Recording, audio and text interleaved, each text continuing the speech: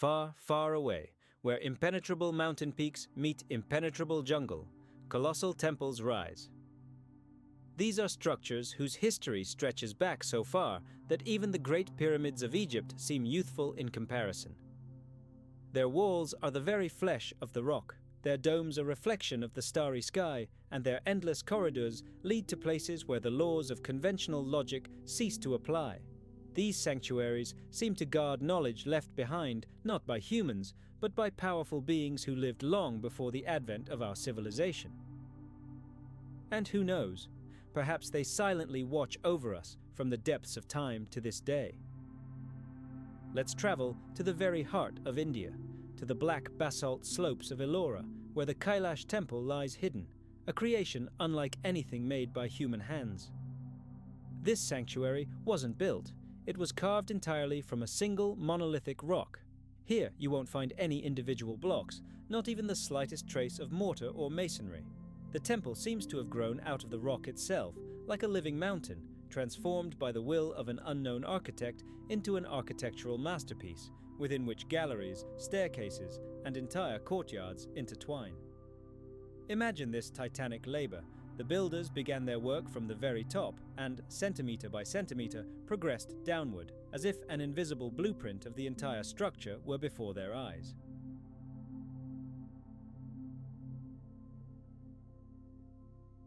It seems as if this temple already existed before, in another dimension or another era, and its creators merely removed excess stone.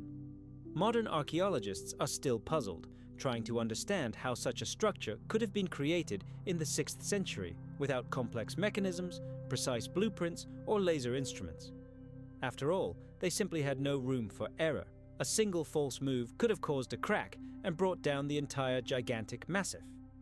In just a few decades, they extracted hundreds of thousands of tons of stone, carving passages, columns, and halls through the steel-hard basalt, where even the sunlight falls at an angle carefully considered down to the smallest detail. Some researchers have undertaken calculations and arrived at a staggering conclusion. To remove such an incredible volume of rock using primitive hand tools would have required at least 100 years of continuous, round-the-clock work. However, ancient chronicles claim that Kailash was erected in just 18 years. This is so incredible that it seems as if the forces at work here were not of our world and not subject to our time. From the outside, the temple resembles a step pyramid, but its shape defies any known terrestrial law of symmetry. The central sanctuary opens onto a spacious courtyard, where the figures of ancient gods stand frozen in the open air, while above them rise walls that look as if they were carved not by human hand, but by nature itself. Wind and water.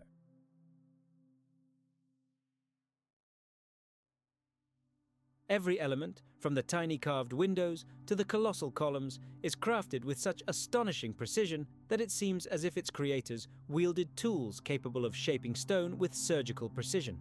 And all this without a single chip, without the slightest error, without haste, as if time itself flowed differently within this mountain. Local legends preserve a remarkable story. They say the temple was erected in just one night. When the queen, praying to the god Shiva, vowed to fast until she saw the spire of the future sanctuary, a great architect named Kokasa vowed to complete the upper part of the temple before dawn. And indeed, with the first rays of the sun, the completed tower rose above the valley. Since then, no one has been able to provide a rational explanation for how this was possible. For locals, this miracle proved that the temple was never built. It was liberated, as if an eternal perfect form, hidden within the depths of the stone, had simply bided its time to be revealed to the world. Historically, the temple is attributed to the Rashtrakuta dynasty, but the technology used to build it does not correspond to any known period in human history. A unique, almost ringing silence reigns within Kailash. The stone elephants that bear the temple on their mighty backs seem alive. The shadows cast by their massive bodies move as if unaffected by the sun's position, creating a complete illusion of life.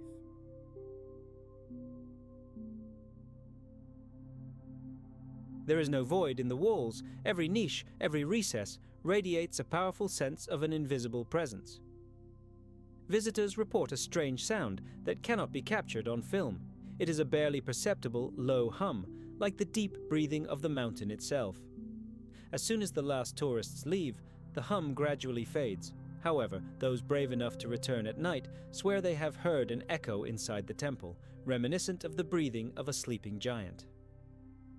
Scientists have attempted to decipher the temple's structure using laser scanning and digital models, but even the three-dimensional reconstructions are inconsistent. The columns vary in size subtly, and the lines of the ceilings seem to obey some internal symmetry, invisible to the human eye. Vibrations in the central hall behave extremely strangely. Sound waves reflect as if the space itself regulates their rhythm and frequency. Some engineers have advanced a bold hypothesis. The temple was created not only for the worship of the gods, but also to work with sound, with resonance, with what the ancients called the breath of the world. One wonders if even modern CNC machines could reproduce many of the temple's elements without damaging the rock structure. The chisel marks on the walls are perfectly spaced, as if they were made not by human hand, but by a high-precision machine. Some angles are so perfect that they seem impossible to achieve by hand.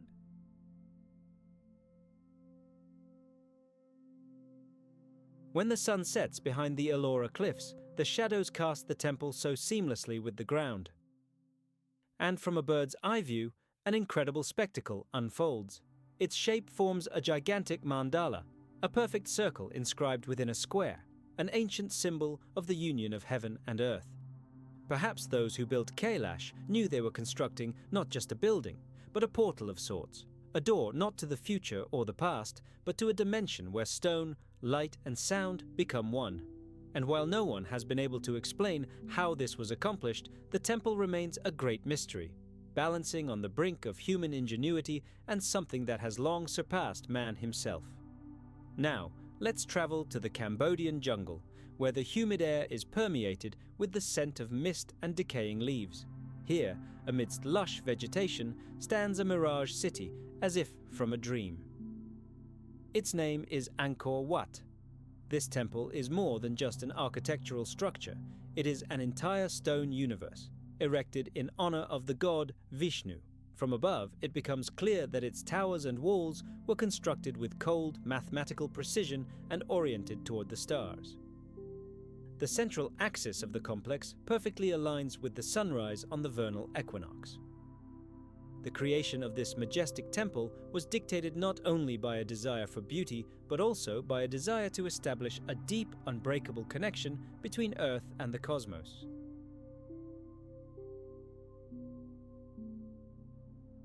Scientists have long claimed that all this was merely a series of coincidences, but the more measurements they take, the less doubt remains about the ingenious design of the ancient builders. Angkor Wat was built in the early 12th century under King Suryavarman II.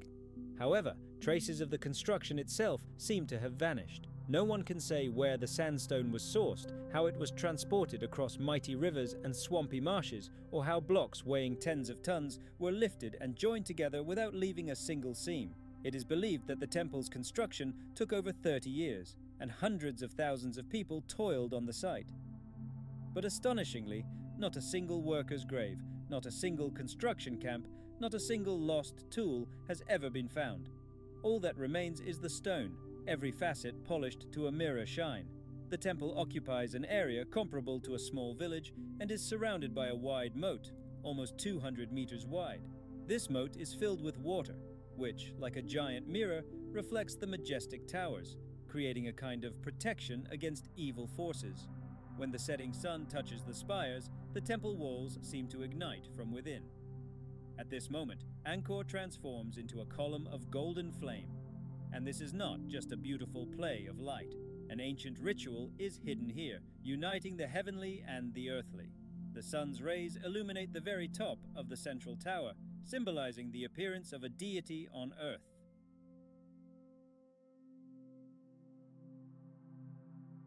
Modern ground-penetrating radar research has revealed that a network of hidden galleries and chambers extends beneath the temple, and no known staircase leads there.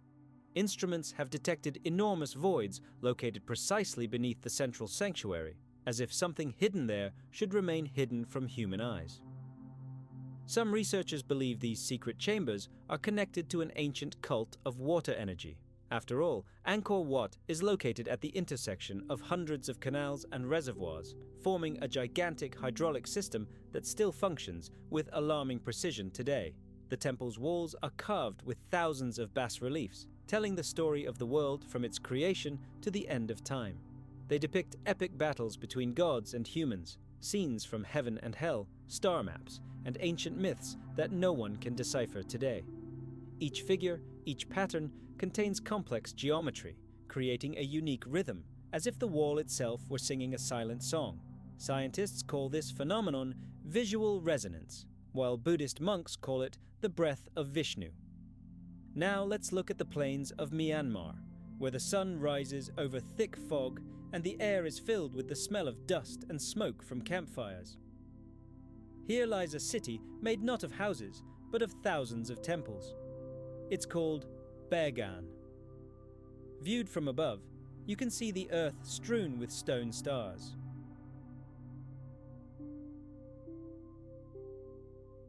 More than 2,000 pagodas, built between the 10th and 13th centuries, stand here, and each one, reaching toward the heavens, seems to obey some secret, universal rhythm. The people of that era strove to create an accurate map of the universe on Earth, symmetrical, harmonious, and incomprehensible. Chronicles indicate that construction began at the behest of King Anaratha, who decided to transform his capital into a sacred abode. However, how so many temples could have sprung up in just a few decades, as if erected by a single giant hand, remains a mystery. Their stone domes, spires, and arches, built from baked brick, retain their strength even after 1,000 years, as if they were scorched by the sun itself. Let's return to Angkor Wat. On certain days of the year, light penetrates its dark corridors in such a way that it illuminates only a single figure on the bas-relief, leaving all the others in deep shadow. This creates a mystical feeling, as if the temple operates by its own unearthly calendar. Folk legends say that Angkor Wat was built not by humans, but by radiant beings who descended from the heavens. They brought with them knowledge of the stars, and when the temple was completed, they disappeared without a trace. Locals still believe that mysterious lights, reminiscent of floating stars, move above the towers at night, and that a power is hidden within the temple that can hear the thoughts of those who approach it with a pure heart.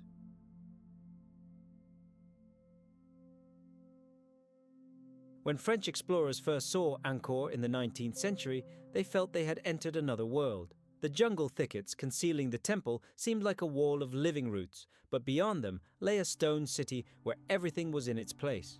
Columns, arches, vaults. Only the merciless passage of time had erased the features of the stone statues, leaving them with an expression of endless, unearthly peace.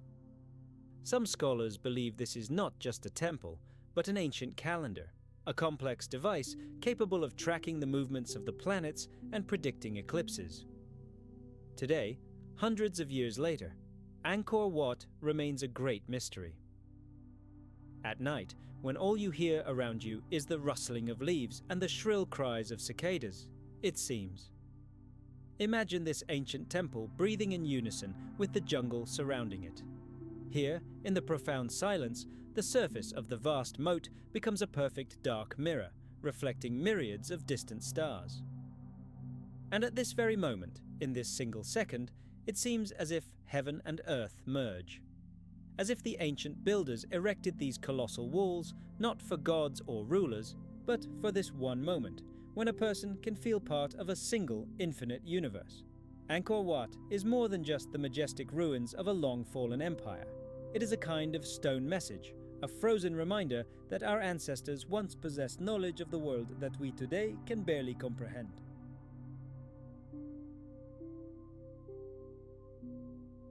This entire temple city stretches for tens of kilometers, and each building has its own unique character. The outlines of some domes miraculously align with the lines of star constellations, and the distances between the temples are arranged in accordance with the ancient proportions of sacred geometry originating in India. Some temples, like giant stone torches, fiercely soar upward, reaching for the sky. Others, on the contrary, are hidden in dense emerald greenery, revealed only to the traveler who accidentally strays from the beaten path. Within their walls, we see ancient frescoes depicting scenes from the life of Buddha. However, their sequence is governed by some strange, invisible code. Each individual temple here symbolizes a specific state of consciousness, and the entire gigantic complex is a metaphor for the endless cycle of reincarnation. Some researchers even theorize that the pilgrim's path through this city was not simply a journey on Earth, but a trajectory along a complex spiritual map. The Ananda temple, built in the shape of a perfect cross, is particularly impressive. Its corridors form perfectly right angles, and the vaults are joined with such acoustic precision that the sound of footsteps in one wing is clearly audible in the opposite. At the very center of this structure are 4 gigantic Buddha statues, each facing a different direction.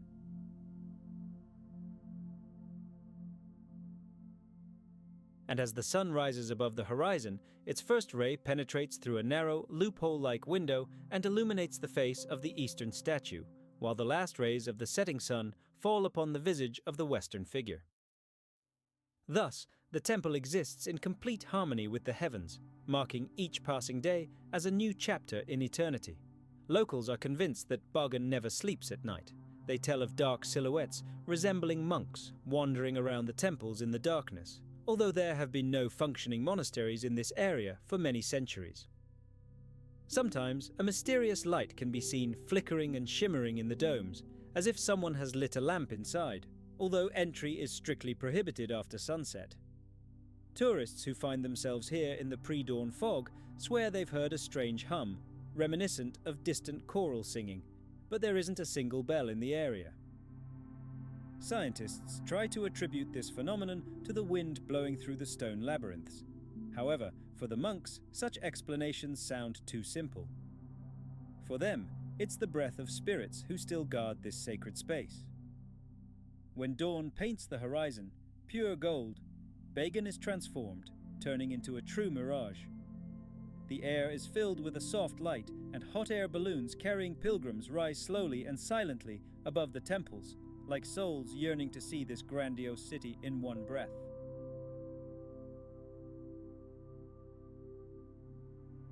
From a bird's-eye view, it becomes clear that the temples form complex patterns, spirals, perfectly straight lines, and concentric circles. It's as if some ancient genius imbued this landscape with some profound message we still haven't been able to decipher.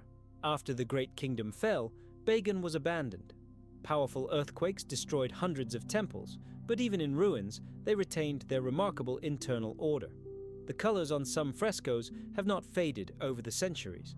They remain as vibrant as if they were applied just yesterday. Archaeologists are at a loss to explain why pigments made from ordinary earth and ash have not faded after 8 centuries of exposure to the scorching sun. One theory is that they contained a rare mineral capable of changing color at different angles, creating the illusion of movement in the painted figures. Today, Bagan is protected as a World Heritage Site, but for the people of Myanmar, it remains above all sacred ground. They say the temple is not just a pile of stones, but a living, tangible breath of prayer. And when one enters and suddenly hears the very silence begin to resonate, it is a sure sign that one's spirit has resonated with the spirit of this place.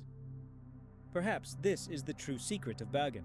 It was created not to be admired, but to remind us that everything we see on earth is but a faint reflection of what is already written in heaven.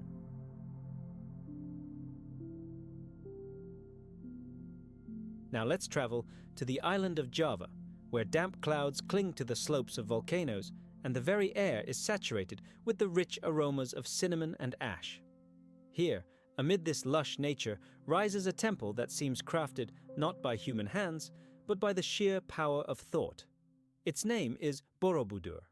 Built over 1,200 years ago, it still amazes with its unimaginable scale and ringing, vibrant silence. Borobudur is constructed not from conventional slabs, but from millions of perfectly fitted volcanic stone blocks, laid without a single drop of mortar.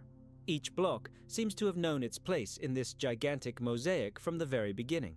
The walls, domes, and stupas fit together with such precision, as if the entire temple had been carved from the very depths of the earth.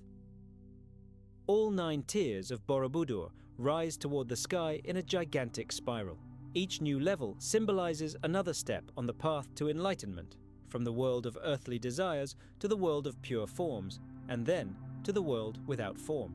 The very top of the temple is crowned by an empty stupa, a symbol that true enlightenment has no image and needs no description.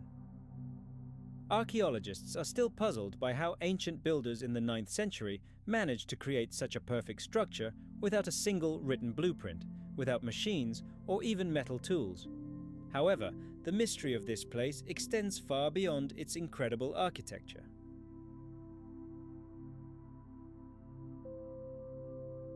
The temple's interior walls are covered with over 2,000 stone reliefs, carved with astonishing, almost photographic precision. These images tell not simply the story of Buddha's life, but depict the entire human journey from birth to complete liberation. Each individual fragment is logically connected to the next, creating a continuous narrative that can be read by moving in a circular motion, from bottom to top. Researchers are convinced that the temple was conceived as a giant stone book, to be read not with the eyes, but with the whole body, step by step. Borobudur's uniqueness also lies in its location. From above, the perfect symbiosis between the temple and the surrounding landscape becomes apparent. To the east, Mount Merapi towers over it, a menacing symbol of destruction, while to the west, mountains symbolize eternity. The temple itself occupies a central point between birth and death, between creation and extinction. Standing at its foot, you sense not just the presence of deep antiquity, but the very breath of time, slow, heavy, and inexorable. It seems as if the stone itself has absorbed and remembered the footsteps of all those who have come here over the centuries in search of answers.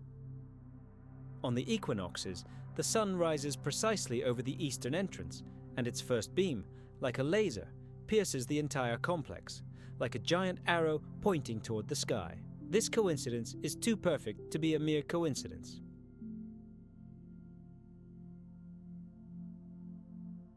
Scientists have attempted to explain it with complex astronomical calculations. However, such incredible precision suggests that the ancient builders possessed knowledge long lost to modern man. According to local legend, many centuries ago, the temple completely disappeared under layers of ash following a catastrophic volcanic eruption and was only rediscovered in the 19th century, buried deep underground. Local farmers said that mysterious lights loomed over this hill at night, and that wild animals always avoided this valley. When the temple was excavated, it was found to be in remarkably good condition, as if time itself had protected it. Some researchers speculate that Borobudur was deliberately buried to survive the Dark Ages. Perhaps those who built it foresaw the coming era of oblivion and thus sought to preserve their message for future generations. But the main mystery of Borobudur lies in its inexplicable influence on people. Ascend to the very top tier and the space around you begins to change. The wind seems to die down, sounds lose their direction, and the air becomes dense and viscous. Here, in the center, among the stone stupas, you can hear only your own breathing and the barely perceptible echo of your heartbeat. Some monks claim that the temple was built based on the principle of sound resonance.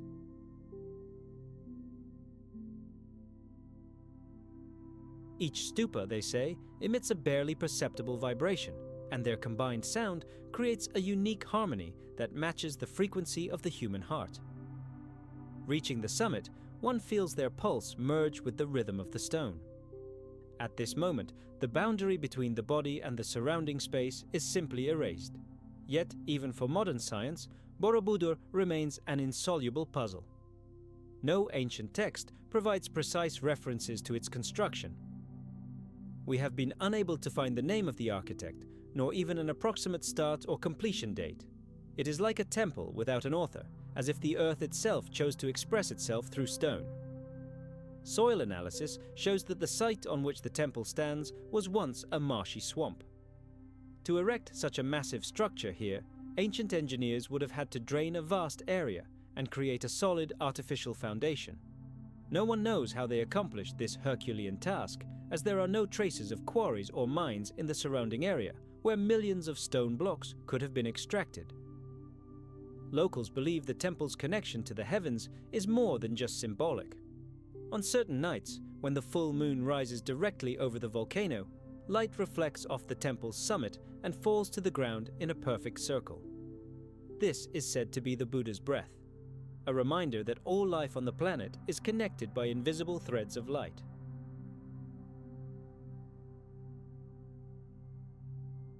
Tourists marvel at this beautiful glow, while the monks remain silent, claiming that at these moments the temple speaks to those who can hear it.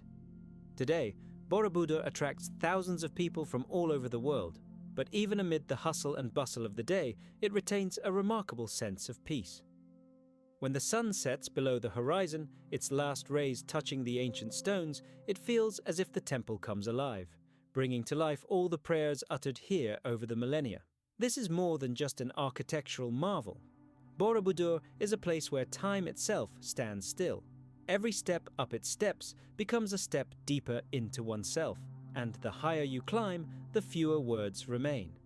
Now, let's move from the hot tropics to a completely different world, the harsh Ural swamps, where the silence seems thicker than the wind itself, and the air is permeated with the sense of resin and time. It was here, buried deep in the peat, that a fragment of wood was discovered that completely changed our understanding of ancient human history. It was called the Shigir Idol, a wooden statue over 5 meters tall. According to the most recent estimates, its age exceeds 12,000 years. Just imagine that. This means the idol is older than the Egyptian pyramids, predates the first Sumerian cities, and predates absolutely all known temples on the planet.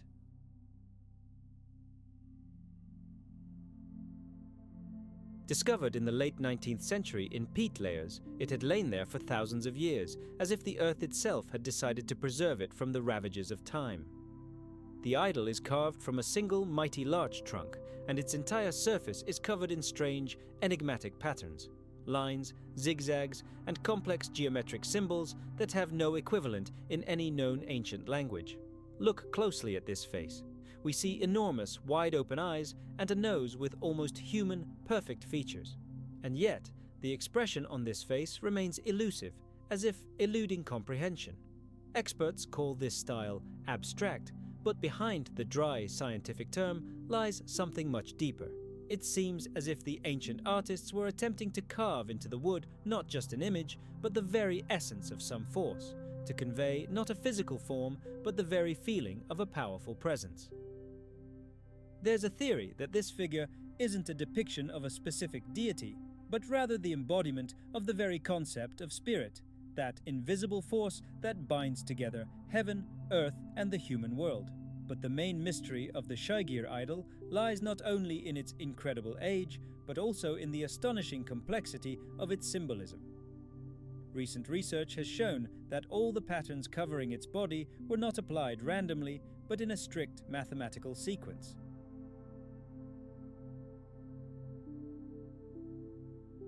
Each feature is subject to its own rhythm and repeats at a specific frequency, and the proportions of the carved faces correspond to the principles of the golden ratio.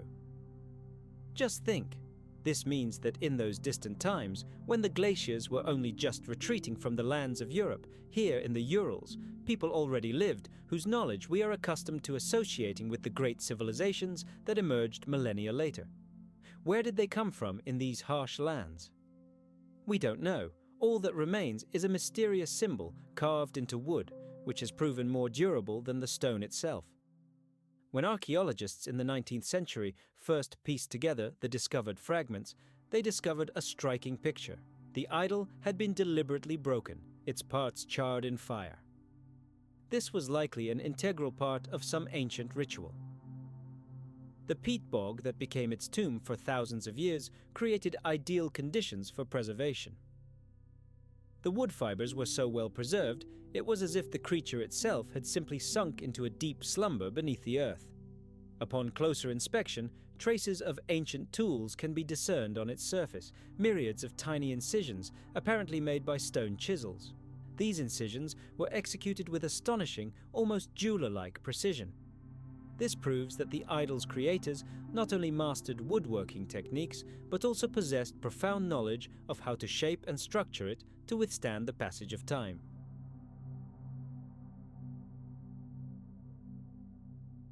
Perhaps this is why they chose larch, a unique tree whose wood possesses the remarkable property of resisting decay even after death.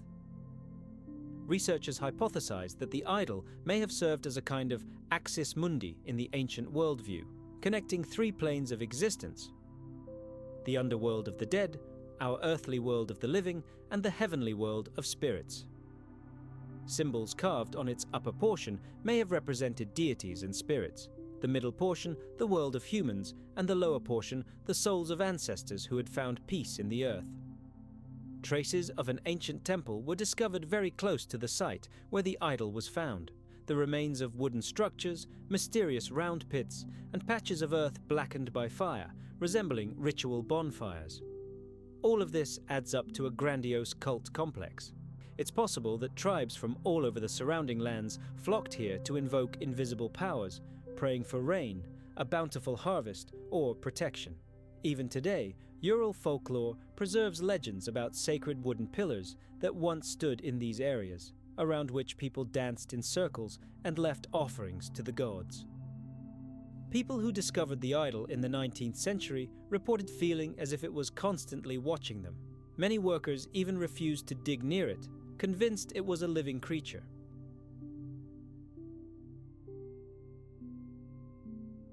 Modern scientific analysis has confirmed that the idol was indeed coated with a special resin-based compound that protected it from harmful moisture. But how primitive people could have possessed such advanced knowledge of wood preservation remains an unanswered question. Even more astonishing, similar shrines are found in other remote corners of Siberia. Wooden statues, charred totems, stone circles with holes oriented according to the movements of the sun and moon. All of this weaves together to form a single intriguing picture. When the soft lighting in the museum hall is turned on and the Shigir idol slowly emerges from the darkness, an almost mystical sensation arises, as if it is truly watching your every step. Its gaze is absolutely motionless, yet it is virtually impossible to tear yourself away. Some scholars even claim that the idol's proportions encode the same mathematical principles of division as those found in the temples of ancient Egypt and the Mayan civilization. A coincidence or a trace of a long-lost connection? There is no answer. But one thing is certain: this ancient artifact is irrefutable evidence that human spiritual life began long before the first cities were built. All this suggests that thousands of years ago, in these wild lands, a great culture flourished, for whom time was not a straight line, but an eternal circle, where the end always means a new beginning.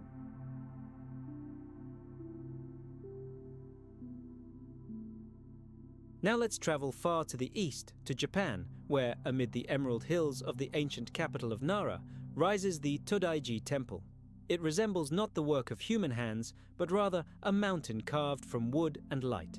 This great Eastern temple was built over 13 centuries ago, and to this day it remains one of the most colossal wooden structures on the planet. But its greatest secret lies not in its colossal size. The secret of Todaiji lies in how it has managed to withstand the struggle of time, surviving countless earthquakes, devastating fires and wars, all the while preserving its inner harmony, as if living by the laws of nature itself. The temple's main hall, known as the Daibutsudan, is literally staggering in its scale. The height of its wooden beams is comparable to that of a 10-story residential building, and beneath this gigantic roof sits a colossal bronze statue of Vairocana Buddha, weighing over 500 tons. How did 8th century artisans create such a marvel of engineering, when metallurgy had yet to develop the technology to smelt such volumes of bronze? The question remains unanswered. Some researchers believe the statue was cast piecemeal, while others are convinced that the ancient artisans possessed a unique technique, the secret of which has been irretrievably lost.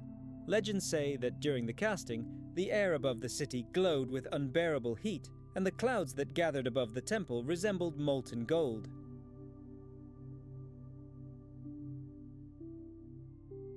Construction of Todaiji began at the behest of Emperor Shomu, who dreamed of unifying his country after a long series of disasters and wars. He ordered the construction of a temple housing a great Buddha shining like the sun. However, what began as a dream of a grand monument soon turned into a terrible ordeal for the entire nation.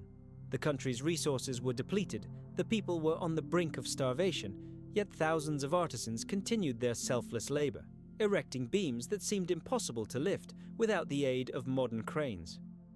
Ancient chronicles indicate that the trees used for the temple were felled on the distant island of Shikoku. From there, the gigantic trunks were floated across the sea and then dragged through mountain passes. More than 4,000 trees were needed to build the central hall alone, and not a single one has cracked under the enormous weight over the centuries.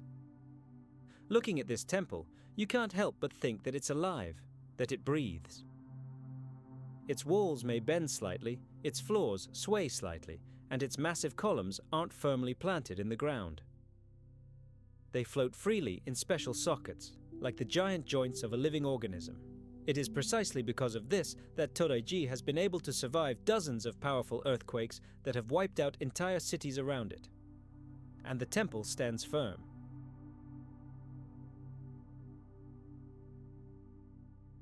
Some researchers believe that ancient Japanese architects intuitively grasped the principle of living structure, where flexibility and pliability are more important than monolithic strength. This central secret of their wooden architecture remains a mystery to this day. Perhaps it was here, among the Siberian swamps, and there, in the Japanese mountains, that the very question humanity seeks to answer to this day was first posed. Who are we, and why are we here?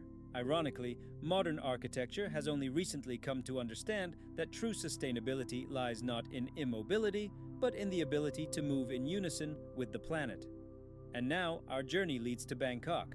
Hidden behind high white walls, dazzling in the sun, in the very heart of the city lies the temple of the Emerald Buddha, known as Wat Phra Kaew. Local monks say it holds a piece of heaven itself. An almost tangible silence reigns within the hall. The air is thick, permeated with the aromas of lacquer and old wood, and somewhere high above, a beam creaks faintly, as if the temple were conducting its own internal dialogue. Sunbeams, filtering through the ornate window grills, create intricate patterns on the floor that move slowly, reminiscent of rhythmic breathing. In the center of the hall, upon a high golden altar, sits the Buddha majestically. His face radiates absolute calm, his eyes half closed, and a subtle smile on his lips, as if he has grasped some great truth that needs no words.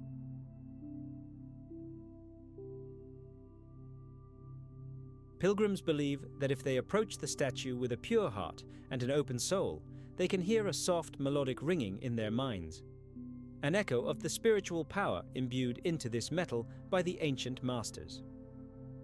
Legend has it that the moment the Buddha statue was first installed in Todaiji Temple, the hall was filled with the resounding sounds of drums and chants of prayer. At that moment, the sun broke through the thick clouds, its golden ray illuminating the deity's face. Upon seeing this, the emperor burst into tears, believing the heavens themselves had answered his prayers. Since then, this temple has become a symbol of enlightenment and peace, but also an eternal reminder that great achievements always require great sacrifice. Entire forests were cleared to build Todaiji, and thousands of workers died from back-breaking labor, hunger, and disease.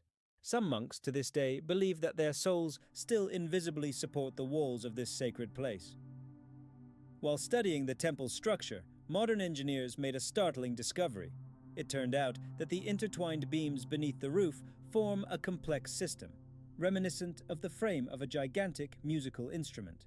During strong winds, the entire building begins to emit a low, deep hum that defies human perception. When currents of air pass through the roof, the temple begins to vibrate, creating a surprisingly subtle, barely perceptible harmony.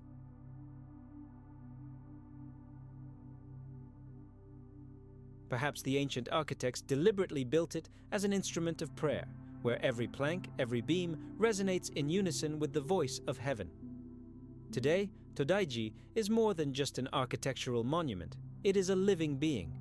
Its wood breathes, crackles, warms in the sun, and cools with the coming of night. Pilgrims entering traditionally touch one of the pillars at the entrance, which has a small hole cut into it. It is believed that whoever can squeeze through will attain enlightenment and be cleansed of sins. Children do this with ease, while adults are much less successful. But the true meaning of this ritual is not the physical act. It is not the person themselves who must pass through this narrow passage, but their fears and doubts. For Todaiji is not simply a temple for worship. It is a place where a person comes face to face with themselves and realizes that true resilience lies not in the hardness of stone, but in the flexibility of the soul, which can bend under the blows of fate, but never break. The temple that now houses the Emerald Buddha was built in the 15th century by order of King Rama IV, founder of the Chakri dynasty. But the cult of this statue for the Thais is far older than any state. It serves as a symbol not only of faith, but also of power and the very destiny of the nation.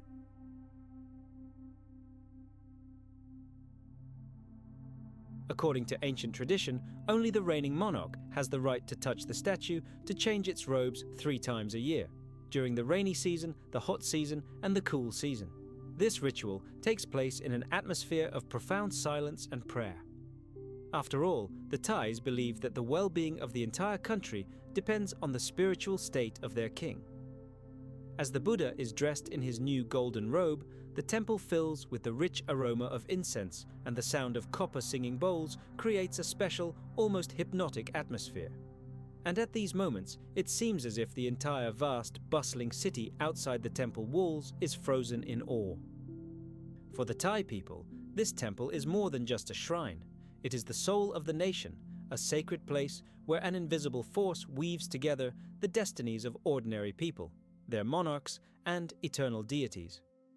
According to ancient tales, passed down not on papyri but in layers of geological rock, the greatest predator of all time did not emerge suddenly, but was forged in the crucible of evolution in the vastness of ancient Laramidia.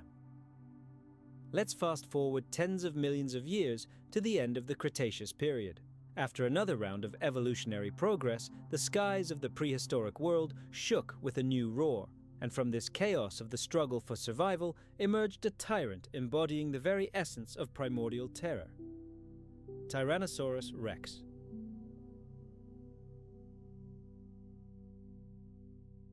This species wandered the continent like a ghost, disappearing from some ecosystems and reappearing in others, changing landscapes, eras, and entire fauna. Its ancestors once hunted in the shadows of larger predators, but many centuries later, it was their descendant who ascended the throne, becoming the absolute monarch of North America. Interestingly, this lizard wasn't just a gigantic killing machine. In fact, it represented the pinnacle of nature's evolutionary thought. Its power was so great, its appearance so imposing, that it seemed to emanate an aura of death. Although it was as long as a city bus, it held within itself an inexplicable primal force. Imagine, as soon as this creature emerged onto the edge of a prehistoric forest, the air grew thicker and all sounds seemed to die away, absorbed by its invisible presence. Other animals fell silent, not because they saw it, but because they sensed it. No other way was possible to survive. Nature itself seemed designed to conceal and simultaneously enhance the sense of this ancient wonder. Rays of sunlight filtered through the foliage, creating a living mosaic on the ground that reflected the light, so that it seemed as if the forest consisted not of trees, but of thousands of particles of light and shadow. Every giant fern and sequoia, encrusted with dewdrops, rose skyward, and the treetops were layered, creating a sense of movement. At dawn, it seemed as if this entire ancient world was floating in the morning mist.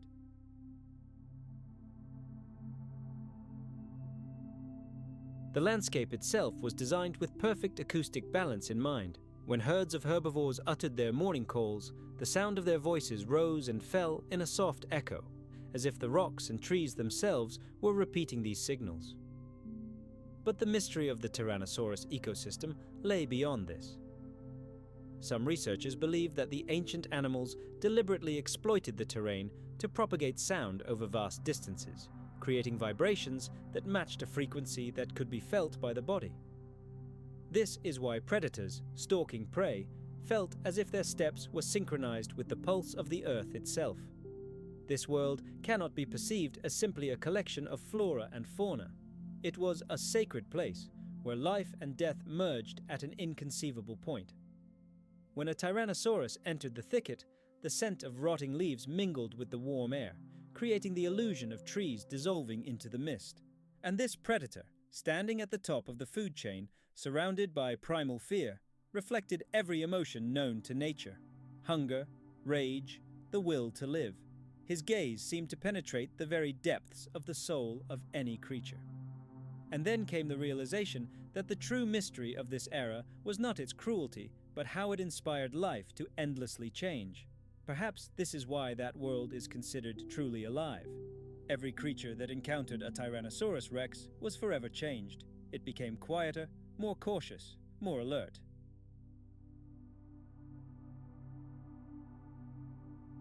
However, the true mystery lies in the very origins of this species. Scientists debate which ancestors gave rise to this giant. Genetic analysis of fossil remains shows that its lineage does not correspond to known lineages of large predators in the region, and its structure indicates an evolutionary leap unparalleled in Asia or South America. Some paleontologists suggest that this was not simply the result of gradual development, but the consequence of abrupt climatic changes, perhaps even cosmic in origin, which created unique conditions for its emergence. This gave rise to the legend that the Tyrannosaurus rex was not simply a creation of nature, but the planet's response to a challenge, a spirit of destruction encased in flesh and bone. Evidence remains in ancient layers of the earth. Every species that attempted to challenge Tyrannosaurus's hegemony disappeared. For example, in the Maastrichtian, one species of large carcharodontosaurs migrating from the south was completely displaced, and its population was soon wiped out. Another predator, eager to occupy its niche, was exterminated within a few generations. Paleontologists believe that Tyrannosaurus chose its own hunting grounds, and its dominance was determined not by sheer strength, but by evolutionary destiny. At night, when darkness fell over the prehistoric world, a soft glow was often observed above the swamps, bioluminescent fungi and insects. Scientists attribute this to chemical reactions.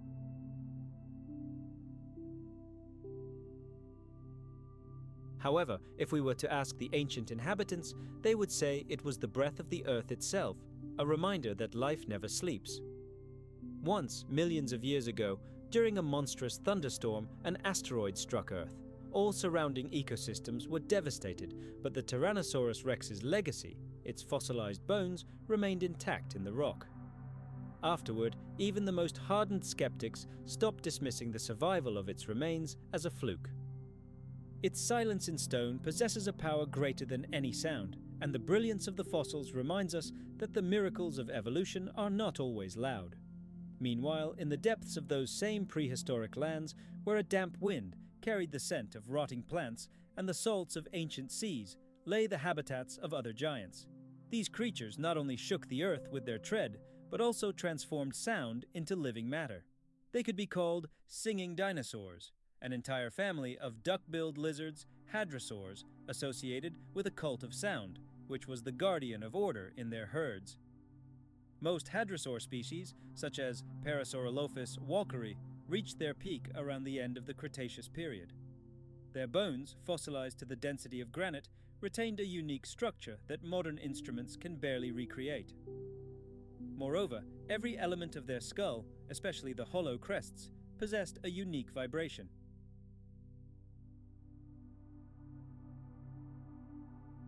If one were to touch a living creature, one would sense a gentle hum, as if the dinosaur were breathing with its entire body.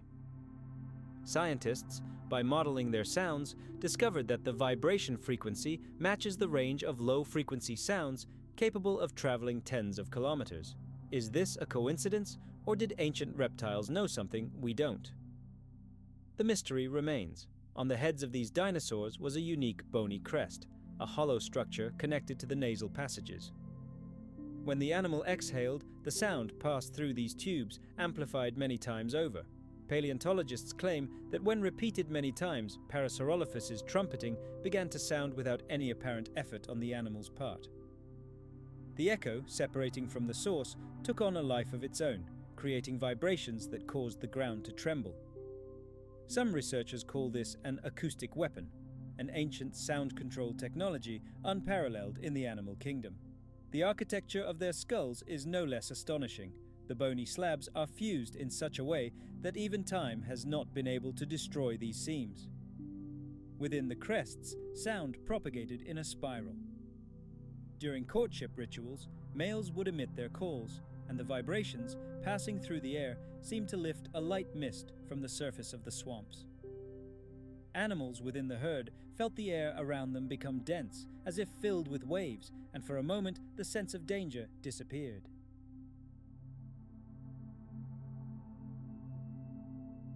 Some believe these crests served not only for communication, but also to concentrate the social energy of the herd. It is here that one of the most astonishing mysteries of the animal kingdom lies: resonance chambers that emit sounds that defy complete explanation by the laws of physics. The ancient world tells us that sound was more than just vibration for its inhabitants. It represented the very essence of life. From sound, all things arose, nature itself seems to say. Perhaps it was in hadrosaurs that this concept found its embodiment. Each crest was tuned to a specific frequency, corresponding to a specific signal: danger, a mating call, a herd rallying cry. Thus, the animal became not just a living being, but also an instrument capable of attuning an entire community to harmony with the surrounding world. Interestingly, nature left no written instructions. There are no names of creators, no indications of the purpose of each curve of bone. Evolution, it seems, wanted all necessary knowledge to be audible. Perhaps this is the meaning of its silence. It is not empty, but full of sound. As dawn broke over the prehistoric world, the sun's rays touched their damp scales, filling the herd with a gentle light. The sound of a trumpet beneath the morning sky transformed into a vibration coursing through their bodies. The dinosaurs closed their eyes, feeling everything around them dissolve into a single tone. It seems these creatures weren't simply created by evolution.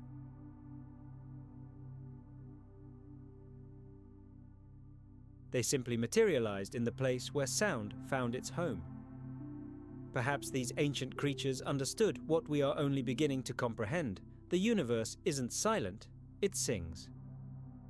Local legends, if they existed, would tell of these lizards hearing the music of the stars. They used no measuring instruments, simply standing under the sky, listening to the silence and emitting their booming calls. Their fellow creatures used these sounds to navigate. As the last dinosaur joined the herd, the wind in the jungle began to sound in unison. Modern acousticians have attempted to recreate the effect of these sound chambers. They recorded simulated vibrations and analyzed their spectrum. However, these instruments only capture part of what's happening. Some sounds arise only when a herd interacts, as if the community itself were reacting to the presence of each individual. This phenomenon is known as a bioacoustic response. Scientists acknowledge that the bony ridges acted like living membranes, detecting the breathing, footsteps, and even the pulse of their fellows. However, not everything can be explained. There is evidence of a low-frequency hum these animals could emit, inaudible to humans, like someone singing underground. Traces of ancient trails extending deep into the forests do indeed exist around their habitats. Some of these trails terminate at enormous nesting colonies.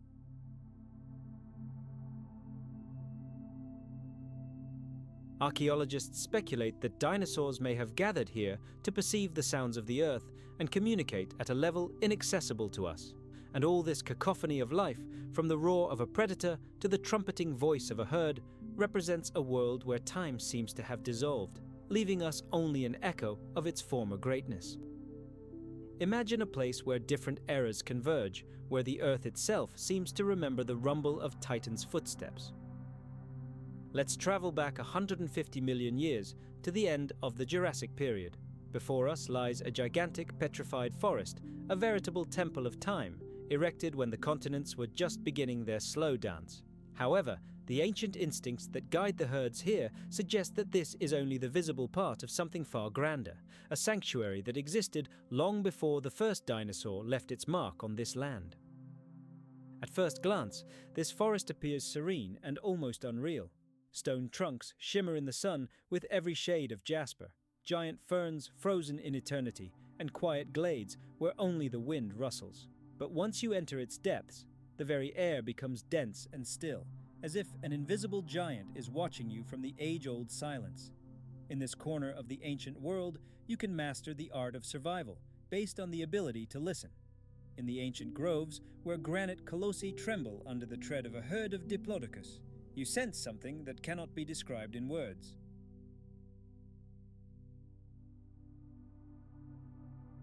The pure, primordial hum of existence continues to vibrate, even when everything around freezes in anticipation of a predator.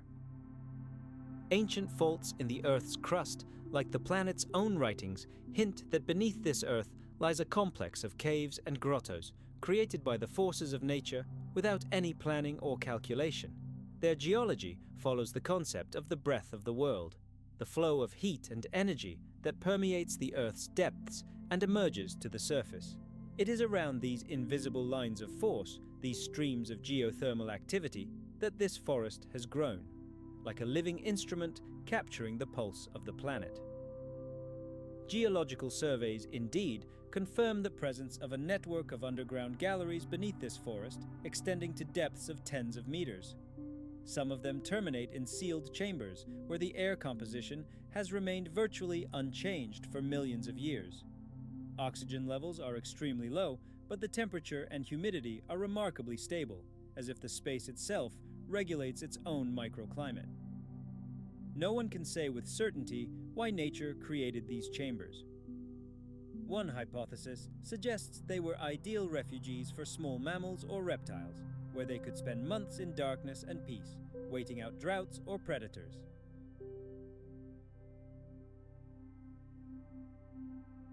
Another theory holds that these chambers served as traps for unwary animals, as strange magnetic anomalies are still detectable beneath the stone vaults, capable of confusing any internal navigation system. This petrified forest is the only place on the planet where dramas are still being played out according to the most ancient laws of nature, passed down from generation to generation through instinct. Gigantic sauropods, covered in skin as rough as canvas, greet each dawn on the central plateau at the foot of the largest petrified tree. When the first ray of sun touches their colossal backs, they begin to emit a low, booming roar. These sounds rise to the heavens, creating the sensation that the earth itself is responding. At this moment, a light steam begins to rise from their enormous bodies, and the entire forest truly lives up to its mystical charm, shrouded in white clouds of vapor. The main mystery of this place lies in its acoustics. Ancient winds and water currents have created a system of invisible channels in the rock that provide air circulation between the caves. When the smell of rotting carrion emerges in one place, a few minutes later it wafts from a crevice in another, as if the forest itself were breathing, warning of danger. At certain times, when the wind rushes through special openings under the stone cornices, a barely perceptible hum, reminiscent of a low, drawn-out chant, can be heard inside the grottos.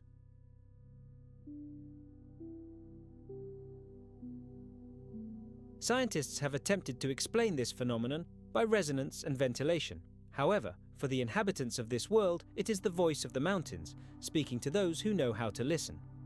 According to a legend not recorded in any book, this forest was home to Ludongbing, a colossal stegosaurus whose plates were said to control the morning mists. He was one of the titans of his era. It is said that every spring he would climb to the top of a cliff, stand on the edge, and gaze into the blue sky until the clouds thickened above him.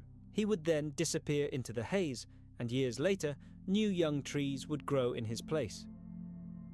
After this giant fell, other animals discovered a huge stone slab in the center of the plateau, bearing strange patterns carved by water. Here dwells the breath of the world. Whoever hears it will learn the path to survival. Sometimes at night, glowing balls can be seen floating in the air in the main valley, swarms of bioluminescent insects, a manifestation of nature's living energy. Future paleontologists will record traces of this phenomenon in amber, attempting to explain it through chemical reactions.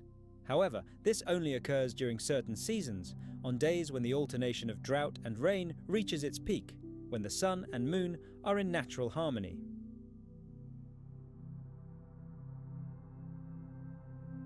On such nights, predators do not hunt, but wait in anticipation, believing that it is then that the boundaries between the worlds of prey and hunter become thinner, and the forest opens a gateway leading to another state of being.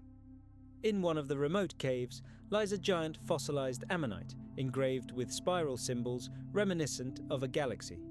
It is believed that if you touch its cold surface, you can sense the vibrations of eternity itself, images connected to the deep past. Skeptics would call this a figment of the imagination, but animals that instinctively seek shelter here report a strange sensation, as if someone enormous were standing behind them and breathing. The explanation is simple. The forest is not just a place, but a state that exists only when a living being is ready to experience it. This prehistoric world survived volcanic eruptions, floods, and asteroid impacts, but each time it rose from the ashes. When fires at the end of the Jurassic era nearly destroyed all vegetation, animals found a way to survive by hiding in underground caves. Not a single species in this oasis disappeared. After the catastrophe, the forest revived, just as it had been millions of years ago, as if not a day had passed.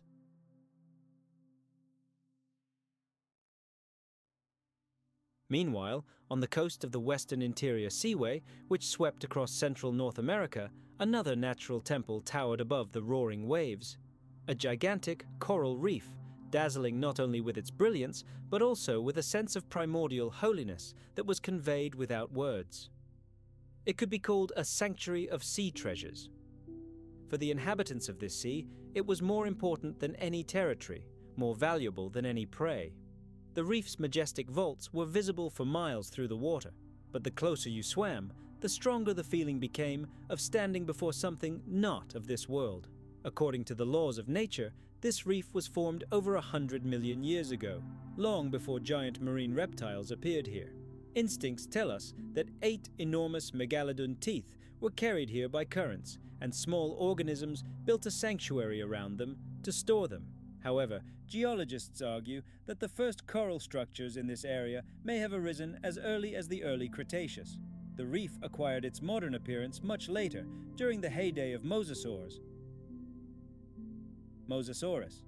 Despite this, a strange coincidence remains. Ground-penetrating radar studies reveal the presence of ancient, denser layers beneath the current foundation. These smooth stone rings are older than all known marine sediments in the region.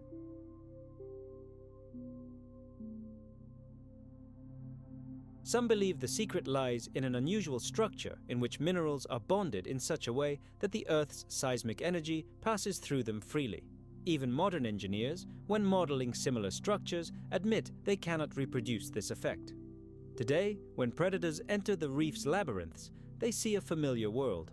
Underwater caves, algae gardens, the subtle sense of salt and life. However, if they pause at an old, echoing crevice and let out a roar, the sound carries so far that the vibration seems to penetrate the very depths of the seabed. At that moment, it becomes obvious. The reef is alive. It senses movement, currents, fear, and hunger, but it does not respond with words. Its language is currents, light, and silence. They say that if you spend a night in its caves, you can see clouds of plankton sinking straight to the bottom, gliding between the corals and disappearing into the rocks. This could simply be a marine phenomenon, or perhaps a reminder that there are still places in the world where the invisible breathes alongside us.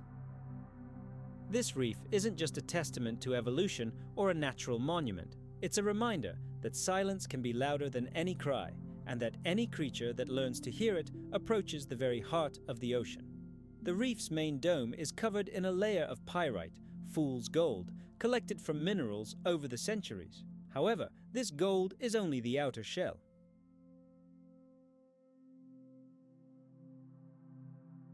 According to ancient fossils, beneath it lies the heart of the reef, a sacred chamber containing not only the remains of ancient monsters, but also a gigantic crystal. Those who have witnessed it say it glows even in complete darkness. The origin of this crystal remains a mystery. Nature claims it is the voice of the world, a gift that fell from the sky in the form of a meteorite. An ancient sea scorpion found it and brought it to the foot of the reef. Scientists dismiss this story as a beautiful myth, but how can the faint light vibrations detected in the rock be explained if they are not dependent on external light sources? The entire reef structure was designed to reflect the concept of space. The base symbolizes the seabed and the dome represents the ocean's surface. The spire serves as an axis connecting the dark depths with the sunlight. At the very top is a crown, the skeleton of a giant sea lizard, encrusted with thousands of shells, including mother of pearl, ruby red, and emerald, as well as one giant fossilized eye socket facing the sun. When the morning rays penetrate the water and touch the spire, the reef seems to light up from within. Thousands of glittering particles on the corals begin to vibrate, creating a pulsating light effect. At the same time, there is something invisible to the naked eye.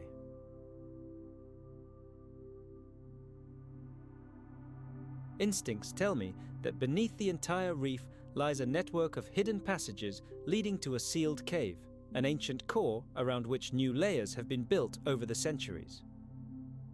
Ground-penetrating radar does indeed reveal cavities at a depth of 20 meters, but no entrances have been found.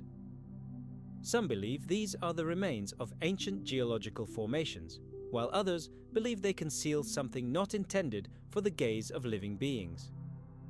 There is a belief that every attempt by nature to uncover the lower levels has ended in disaster.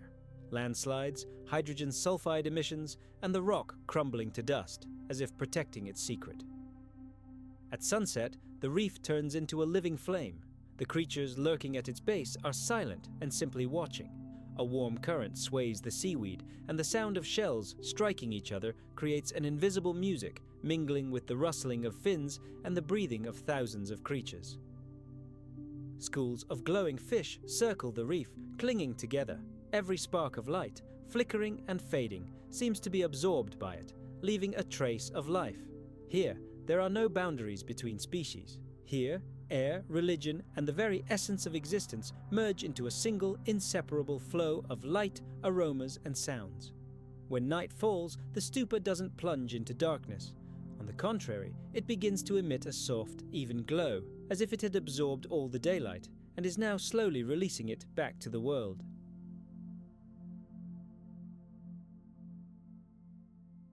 A rational scientist would explain this in the unique properties of gold and the precise angle of light reflection. However, ask the locals, and they'll tell a different story. They are convinced this light originates deep within, in the very heart of the pagoda, where an ancient crystal is hidden. And during thunderstorms, a mysterious spherical glow sometimes flares above the spire, an astonishing phenomenon that photographers have captured for decades without being able to decipher its origin. Shwedagon is more than just a religious structure. It is the spiritual heart of Myanmar. It is known as the breath of the relic. In the most difficult times, people came here, to this hill, to cry out to the heavens for protection. An ancient belief holds that if, during the moment of your most sincere prayer, you hear a sound like a gong, know that your request has been answered. And what's astonishing is that during strong winds, the temple actually begins to sing. Thousands of hanging bowls and bells, swaying in the wind, emit a low, drawn-out tone. Sometimes these sounds merge into a single, powerful roar, and it seems as if it is not the work of human hands that is singing, but the mountain itself. In the 20th century, when the world was torn apart by war, the Shwedagon remained unscathed. Shells exploded right next to it, but not a single serious crack appeared on the golden stupa.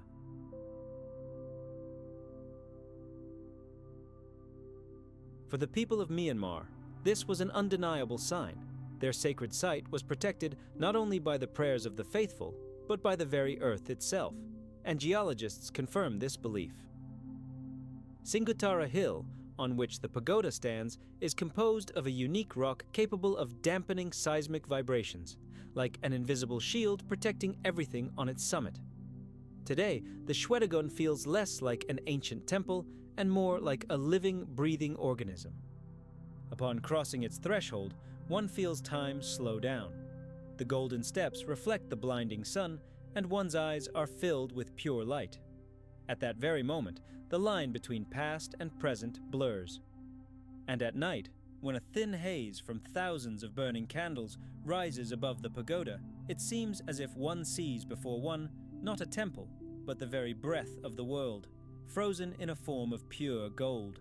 And somewhere there, in the unreachable depths, beneath layers of centuries and millions of prayers, that very crystal continues to shimmer, silent, invisible, yet alive, like an eternal heart that never ceases its beating. Let's now travel to the border of Cambodia and Thailand, a place where the jungle is thick and dark as night itself. Here, the silence is so profound you can almost hear it. In these lands stand two temples, Preah Vihear and Beng Mialia. One of them, Preah Vihear, perches atop a sheer cliff, as if reaching out to the gods.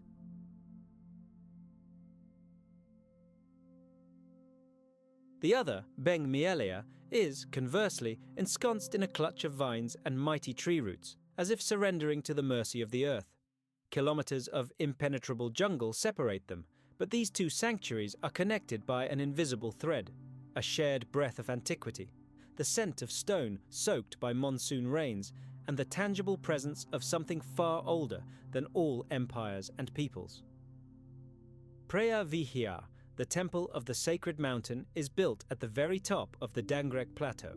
Its walls appear as a natural extension of the cliff, descending directly into the passing clouds.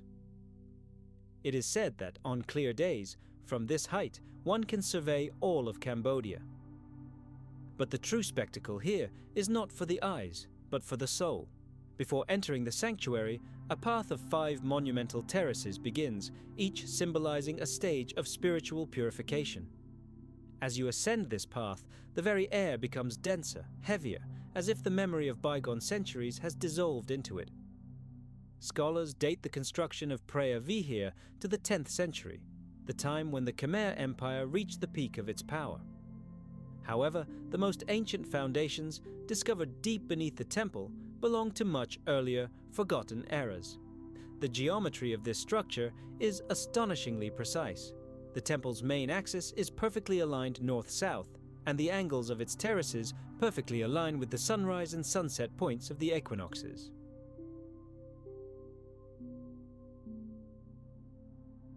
These terraces create the incredible illusion of a staircase leading not just to the mountaintop, but somewhere beyond the horizon itself.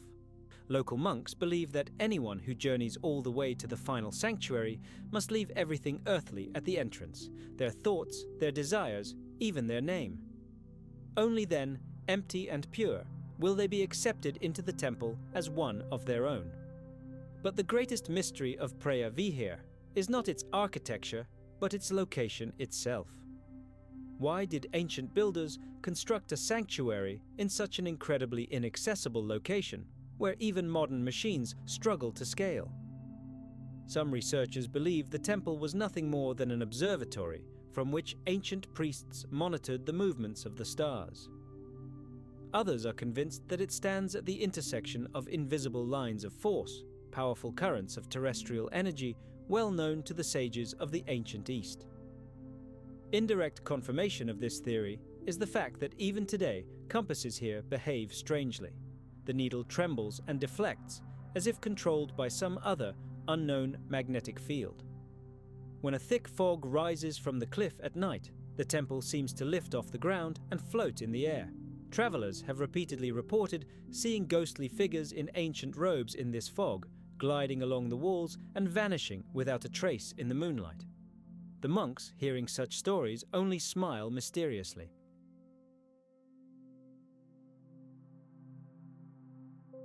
They say these are guardians who have never left this sacred place. Hundreds of kilometers from soaring Preah Vihear, hidden in the jungle's depths, lies Beng Mialia, a ghost temple. Built around the same time, its fate was different. It remained forever enshrined in the forest.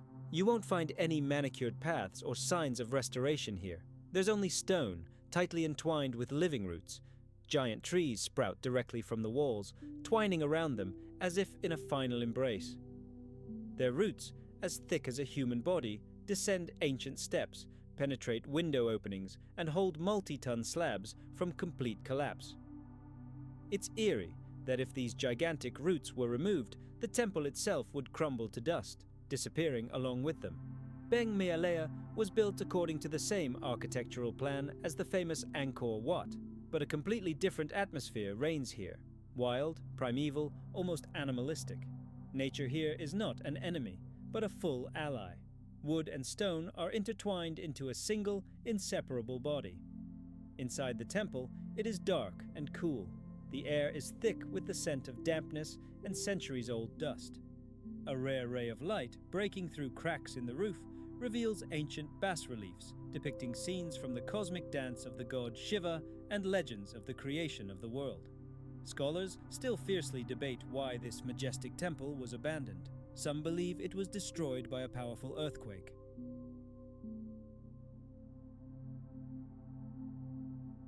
Others claim it was a victim of religious wars when the cult of the god Vishnu gave way to the worship of Buddha. But locals have their own version, their own legend. They say the temple was abandoned because it had fulfilled its mission. It was built to contain a dark force emanating from beneath the earth. And when the threat passed, the priests simply departed, leaving the stone walls alone with the forest. Other legends also exist, about a mysterious light sometimes seen emanating from the collapsed underground chambers. In the very heart of the ancient city of Angkor stands a temple where stone paths intertwine with tree roots, and the air is thick with the scent of rotting leaves and time itself. Its name is Bayon, the Temple of Smiles. But these are not human smiles. They are eternal, motionless, and cold. They contain no joy, but knowledge, knowledge so ancient that it transcends good and evil. Inside the temple, near total darkness reigns. Narrow slivers of light filter through the stone-patterned windows and fall upon gigantic faces that gaze silently down upon you. These visages, carved with astonishing precision, reach up to 4 meters in height, and each has its own subtle expression. Some appear perfectly calm, others seem mocking, while others are frozen in the features of universal sadness. There's a theory that these aren't just images of deities.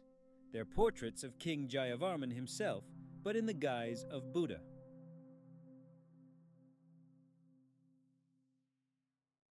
He thus immortalized himself in stone as the eternal mediator between heaven and earth. If this is true, then Bayon is not just a temple, but a portrait carved in stone of the soul of an entire civilization. Scientists have discovered that the arrangement of Bayon's towers is no coincidence. They form a giant spiral, spiraling inward toward the central sanctuary where a statue of Buddha once stood.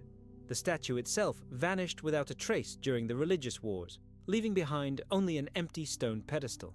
But even now, standing in this place, one can sense a subtle vibration. It seems as if the temple still retains the invisible presence of the one who was once its heart. Researchers have repeatedly recorded powerful magnetic anomalies in this hall. The instrument needles begin to move erratically, and the sound of footsteps becomes dull and viscous. Preah Vihear and Beng Mialea are 2 opposing images of one great truth. One reaches for the sky with its entire being, the other is rooted deep in the earth. One speaks with the voice of the high mountain wind, the other with the quiet whisper of leaves. The ancient Khmer knew that between the sky and the roots, between spiritual ascent and physical immersion, there is a delicate balance, and those who comprehend this truth find their way home, returning to a place where temples need not be crafted with hands, for they already exist within each of us.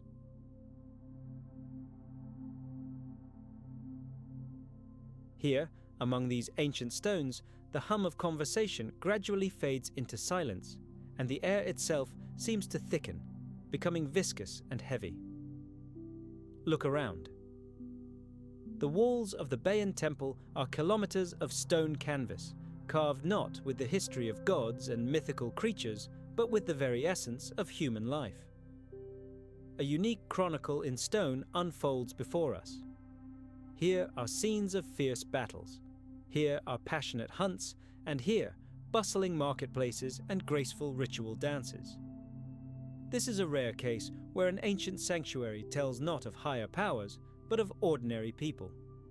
We can discern a fisherman struggling to pull heavy nets from the water, a woman carrying a basket of fruit on her head, a small child reaching for his father's hand. And the longer we gaze at these figures, the more powerfully an almost mystical feeling permeates us. These are not simply soulless images. It seems as if the imprints of real souls who once breathed this very air are frozen in this stone. Some researchers who spent months here described a strange optical effect. When the light falls at a certain angle, the faces on the bas-reliefs begin to move subtly, as if the stone were breathing. The monks who still live nearby are convinced that studying Bayan as an ordinary building is a grave mistake.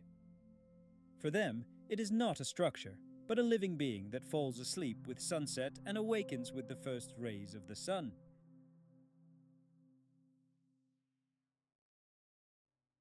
In the morning, its stone faces appear peaceful and bright, but by evening, they become stern, almost menacing. There's a belief that the temple has the power to absorb the emotions of everyone who crosses its threshold. People with pure thoughts are said to feel an incredible sense of lightness here, while those who come with fear or anger in their hearts begin to hear inexplicable sounds, as if someone is silently creeping behind them. Travelers have often shared stories of how, while photographing the completely empty stone corridors, they were horrified to discover strange shadows and blurred human silhouettes in the resulting images. As night falls, Bayan transforms into a veritable labyrinth of shadows and moonlight.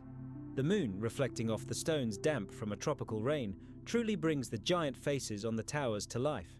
At such moments, you get the eerie feeling that they're not just watching you, but watching you, slowly turning their heads to follow your every step.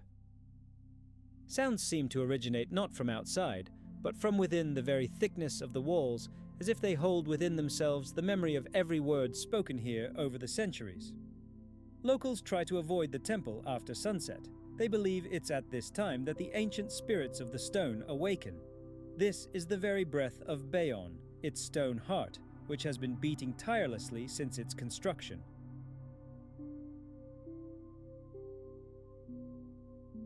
Scientists, of course, have found a rational explanation for the strange sounds recorded in the central tower, the wind currents blowing through the complex system of corridors. However, the monks only smile when listening to these theories, convinced of the true nature of these vibrations. The audio recording clearly reveals a low, monotonous hum, remarkably similar to the rhythmic pulse of a gigantic creature. An ancient legend tells that the great ruler Jayavarman VII dedicated this temple to his mother, who passed away long before he ascended the throne. He dreamed of creating a place where the spirits of his ancestors could find eternal peace, and where everyone who entered could sense the invisible presence of those long gone. Perhaps this is why the faces on the towers are so distinct. They are not the faces of a single Buddha, but of thousands upon thousands of those who once lived, loved, and fought in the shadow of these walls. During excavations beneath the Bayan's foundations, archaeologists uncovered traces of an even more ancient foundation, perfectly fitted blocks forming a closed circle. This part of the complex was likely built long before Angkor itself. Geophysical scanning revealed something even more incredible. Deep beneath the central tower lies a vast void, a nearly perfect spherical chamber extending tens of meters underground.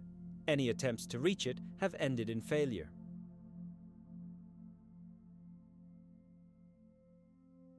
Tunnels dug collapsed, high-precision equipment failed, and instruments recorded powerful magnetic anomalies.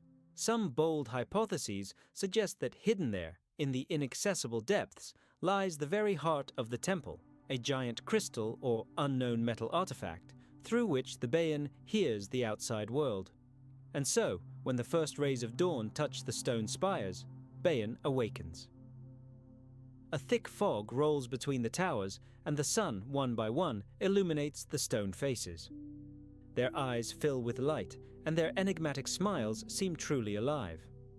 In these moments, it feels as if the entire temple complex begins to breathe slowly and steadily. And as you stand among these thousands of smiling faces, the realization dawns. They were not created for joy. They are an eternal reminder that people once truly believed in the unity of God and man, that the world could be kept in balance if we simply smiled back. And in that moment, Bayan ceases to be a mystery. It becomes a vast mirror in which each of us sees our true essence, the one hidden from prying eyes. Now let's travel to the western edge of India, to the dusty hills of Maharashtra. Here, far from civilization, lies a hidden underground complex capable of captivating even those who have seen the greatest wonders of the world.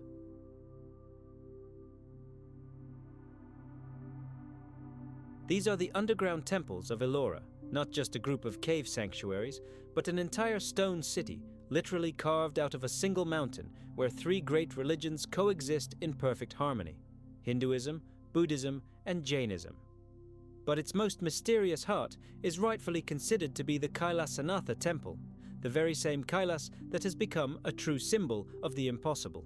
Hidden deep within the rock are ancient sanctuaries, carved from solid basalt with such astonishing precision that even modern laser tools could hardly replicate them. The Ellora complex contains 34 temples, all of which were hand-carved directly from the rock.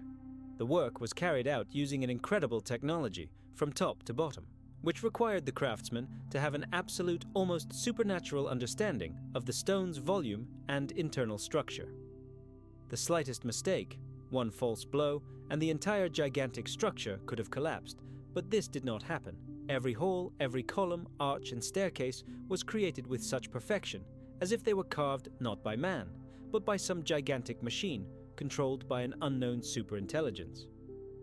When archaeologists first calculated and realized the true scale of the work, the numbers were simply mind-boggling. To reveal the Kailash temple alone, ancient craftsmen had to excavate and remove over 200,000 tons of solid volcanic rock.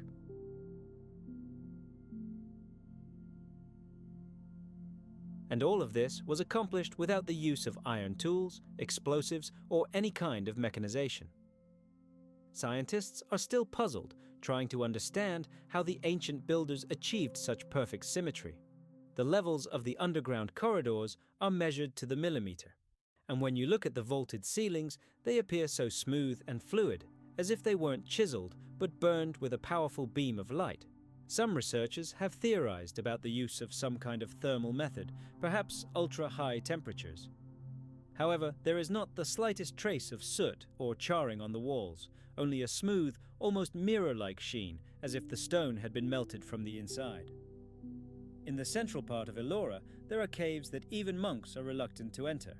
It's always dark and cool, and the sound of footsteps is lost in the silence, leaving no echo. The ceilings here are carved into perfect domes that refract sound in a unique way. When a person utters even a short phrase, their voice suddenly becomes multi-voiced, creating the illusion of being surrounded by hundreds of invisible beings repeating their words.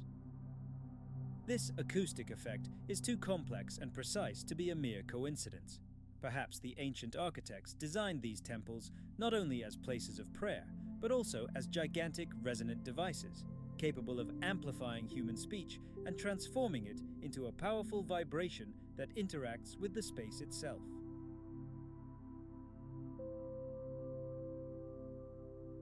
In some halls of Ellora, the walls are covered with bas reliefs depicting scenes unparalleled anywhere else in India. We see figures standing next to strange structures that vaguely resemble complex mechanisms with round discs and rods. One cannot help but wonder, is this simply a figment of an ancient artist's imagination or a genuine memory of long-forgotten technologies once possessed by humanity? The images themselves appear less like myths than like detailed sketches passed down to us through the millennia. But the most mysterious part of the entire complex is the so-called Cave of Silence. It is located deepest among all the others and contains no altars or statues. The walls, floor, and ceiling are completely smooth, and the silence is so profound that it seems you can hear your own heartbeat. visitors to the temple unanimously claim that time seems to slow down in this place. One researcher, who spent no more than 10 minutes in this room, reported feeling the air around him thicken, making breathing unbearably difficult, as if the space itself were draining his life energy. The instruments he used recorded a sharp drop in temperature and the appearance of a weak electromagnetic field, although no source of such a phenomenon should have been present in the cave. According to local legends, Ellora was created not by humans, but by divine beings who came from the stars and left behind knowledge inaccessible to their descendants.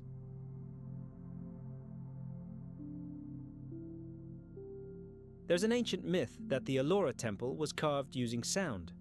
Legend tells of a sage who received from the god Shiva the gift of causing stone to vibrate and crumble to dust under the influence of sacred mantras. He didn't destroy the mountain, but rather opened it from within, releasing the form already hidden within. It sounds like beautiful poetry, but when you stand before this perfectly smooth basalt wall, you begin to believe that this legend has some basis in reality. Archaeologists have repeatedly attempted to penetrate the lower, flooded levels of the complex, but their modern equipment inexplicably malfunctioned, and powerful floodlights went out, as if the site itself refused to admit outsiders. It is said that there are at least 3 more levels beneath the complex, extending deep below, but all are blocked by rocks and buried in sand. Some tunnels lead to underground lakes where, according to rare witnesses, a steady, low hum can be heard constantly, like the breathing of a sleeping mountain. When night falls and the sun disappears behind the mountain range, the temple is plunged into absolute darkness. But this darkness is not frightening. On the contrary, it seems alive. Thousands of bats fly from the ceilings, and the flutter of their wings creates a strange sound, like a muffled whisper.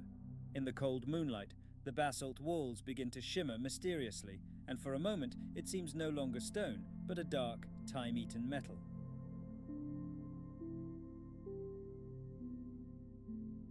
And then comes the realization that Ellora is more than just a temple. It is a frozen trace of some incredible force, one that man was able to tame for only a brief moment. Travelers say that if you enter the temple at dawn, just as the first rays of sunlight touch the entrance, you can hear a soft sound, much like a deep breath.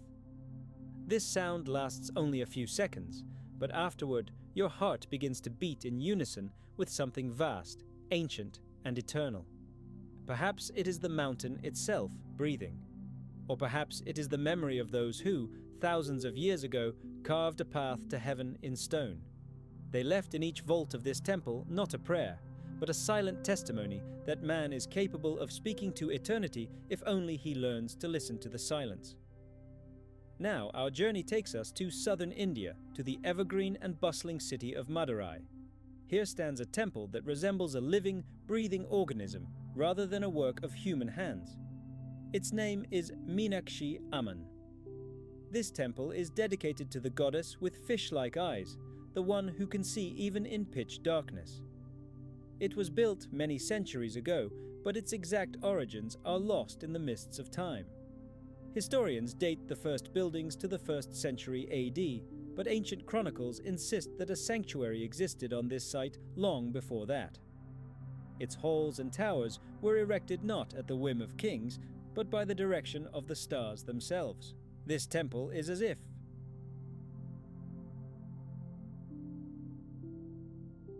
Imagine the planet itself as a living organism. The prehistoric world grows and changes, and each era creates new landscapes, unprecedented forests, and gigantic mountain ranges. All of this is woven into a single harmonious ecosystem, where every trunk of a giant fern seems to hum with life. Each canyon has its own unique acoustics, and if you stand still, the very space around you begins to vibrate with invisible energy. Here in the prehistoric jungle, everything resembles an endless labyrinth. We navigate narrow paths carved by the titans of the past, past walls of colossal sequoias, their trunks pitted with claw marks. Every step echoes loudly in the silence, but this echo is completely different from what we're used to. It's alive. It seems to haunt you with a barely perceptible delay, as if someone enormous and invisible were treading in your footsteps. And this isn't just a figment of your imagination. Nature, millions of years ago, constructed these landscapes in such a way that sound waves bounce off each other in the most bizarre ways, creating a constant sense of presence. Let's travel to the very heart of this world, where the Valley of the Titans stretches, a place that could be called the Hall of 1,000 Living Pillars. Herds of gigantic sauropods gather here. Each of these creatures, weighing tens of tons, produces its own unique sound. Some trumpet shrilly like gigantic strings, while others echo with a deep bass that shakes the earth.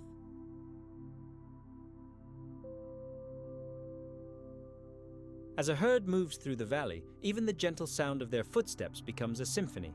It seems as if the planet itself is performing an ancient melody. Scientists would call this phenomenon infrasonic communication, but for any living creature of that era, everything was much simpler. This world was alive. It sang, breathed, and communicated with those who knew how to listen. There was an unspoken rule: the sounds of these giants could bestow life. When small animals sensed the vibrations of their footsteps, the vibrations passed through the earth, signaling that titans were nearby, meaning predators should keep their distance. Some paleontologists speculate that the low-frequency vibrations emitted by sauropods may have coincided with the rhythms of the earth itself, the beating of its invisible heart. Perhaps this is why relative peace reigned near these colossi, even while the eternal struggle for survival raged all around them. The central conflict in this world was between two forces, creation and destruction. It was symbolized by two species, the colossal herbivore Argentinosaurus and the monstrous predator Giganotosaurus. Their eternal dance of life and death symbolized the balance between brute force and deadly fury, between defense and attack. Every year, during the rainy season, these worlds collided. The valleys were filled with roars, the crash of falling bodies, and the smell of blood.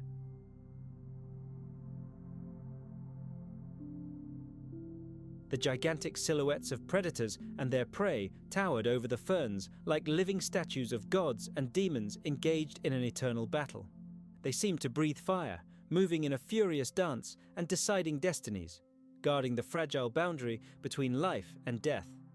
Yet behind this blinding cruelty lies a mystery, where sound, instinct, and time merge. At such moments, according to the laws of nature, life itself was tested. But to a keen observer, this world spoke of more than battles. It held the memory of forces that once controlled matter, sound, and light as easily as we control words today. In the very depths of prehistoric swamps, there existed places accessible only to the most desperate creatures. There, behind a wall of poisonous plants, the source of a strange hum could be found. It wasn't air vibrations or hidden geysers. It seemed the landscape itself was responding to the presence of a living creature. The calmer its breathing, the purer and clearer the sound became. One day, scientists studying seismic data in such areas recorded vibrations that didn't correspond to any known geological activity. For a moment, the instruments went crazy. The space began to resonate, and then all was silent, as if the ancient world was unwilling to reveal its secrets. Paleontologists note that the largest fossil deposits, so-called bone mines, are located at the intersections of ancient tectonic faults.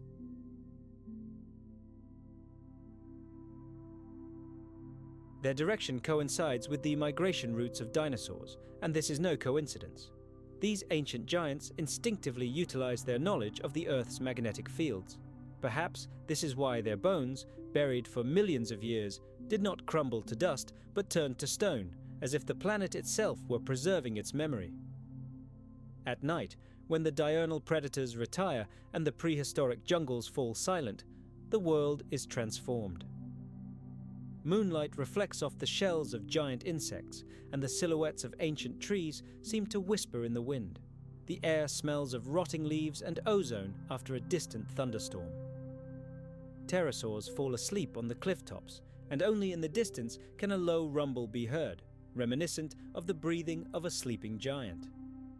At such moments, it seems as if the world is remembering its history, millions of years of footsteps, cries, and silence. Perhaps that is why it is called alive. It doesn't just exist, it remembers. There's a scientific hypothesis that deep beneath some continents lie the remains of ancient, sunken ecosystems, leading to the very heart of the planet. Hidden there, deep in the mantle, are traces of life that maintained the world's balance long before us. While no one can say for sure whether this is true, scientists believe that if this geological memory disappears, harmony will be lost forever.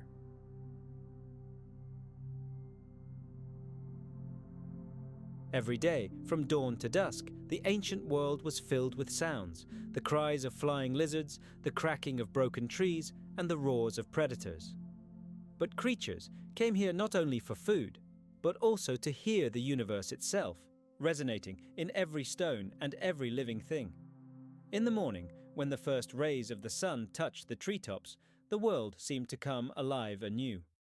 Drops of dew on giant leaves sparkled like diamonds, flocks of Archaeopteryx soared into the sky, and volcanoes on the horizon began their endless rumble. It seemed as if somewhere deep among these sounds, a single continuous tone resounded.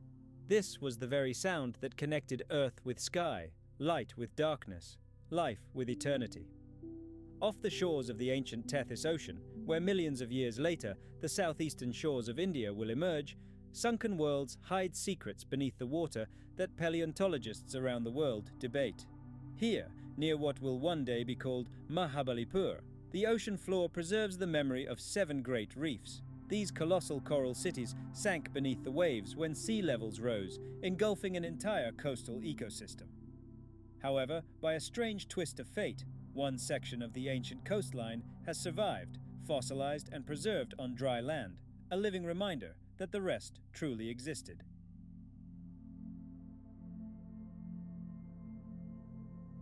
When powerful storms erode the shore, the outlines of fossilized corals and giant shells sometimes emerge from the depths of time, as if the Earth itself were seeking to reclaim its past.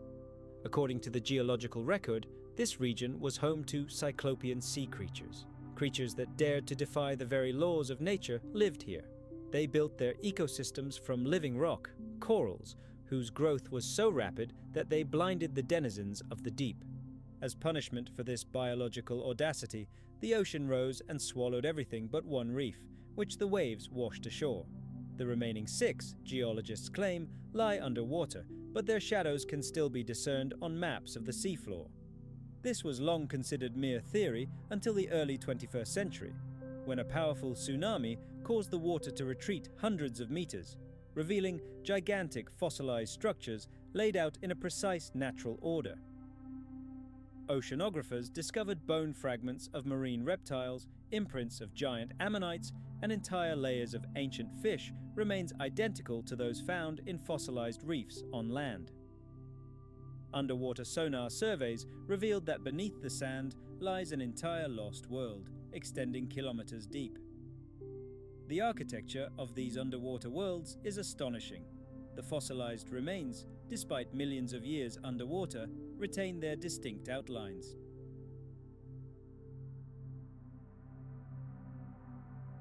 Some of these objects are covered in modern corals, but beneath them, the skeletal structure of giant plesiosaurs and mosasaurs is visible.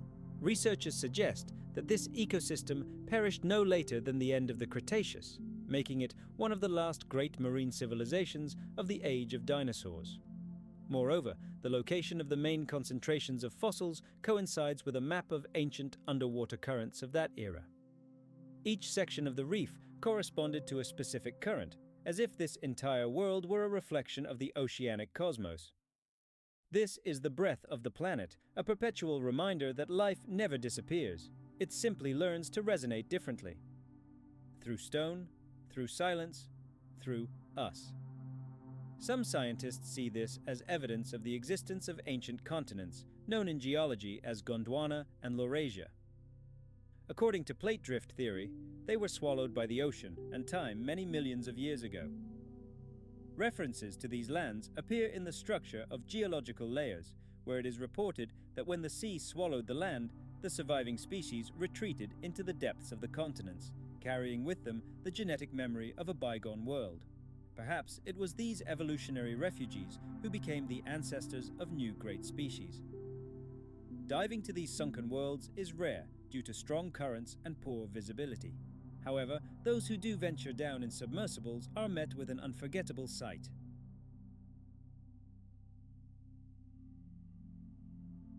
On the seabed lie the vertebrae of ichthyosaurs, arranged in neat rows, as if the laws of nature had deposited them there yesterday. Ribs, like steps, led down to the skull, where gaping eye sockets likely once held enormous eyes. When the spotlight touches the fossilized bone, it seems alive. A thin film of bacteria shimmers on the surface, as if this ancient giant still breathes. A strange silence reigns underwater, and even the sound of one's own breathing in scuba gear feels alien. Sometimes divers detect a faint hum, emanating neither from the instruments nor from the waves. It's a low, drawn-out sound, as if emanating from the depths of the rock itself, impossible to record. All that remains on film is the noise. Those who have heard it firsthand claim it resembles a deep sigh. There's no peace afterward, as if a call from the past continues in dreams. Geologists have attempted to explain the origin of this bone cemetery from a scientific perspective. Perhaps the ecosystem was destroyed by an asteroid impact and then slowly sank beneath the waves. However, none of these hypotheses explains why such a huge number of creatures perished in one place. Only the laws of the ancient world hold the answer. Life must have flourished where the sky is reflected in the water, because that's where the boundaries between worlds become thinnest. Today, the only fossilized reef remaining above water lies right at the surf line.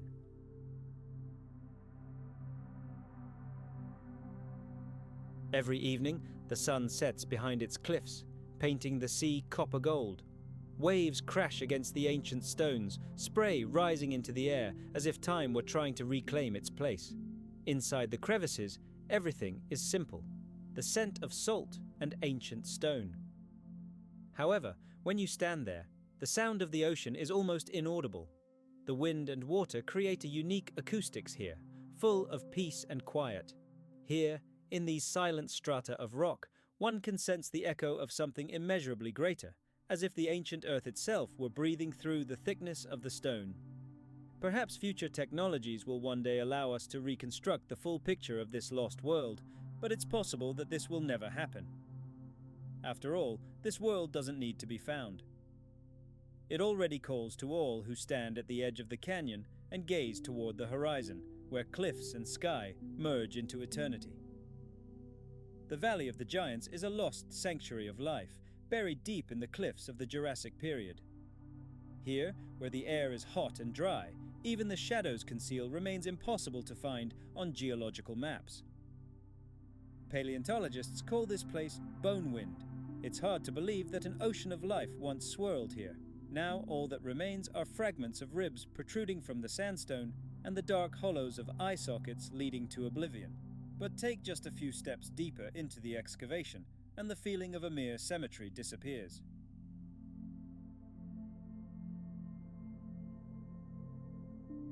A low, deep tone begins to resonate in your imagination, unlike either the wind in the gorge or a distant echo. It's a hum emanating from the very earth, steady and incessant, as if a colossal heart still beats beneath your feet. According to paleontological evidence, the Valley of the Giants ecosystem was formed long before the first flowering plants appeared. Those who lived here were the true guardians of the planet, believing that the world rested on the balance of predator and prey.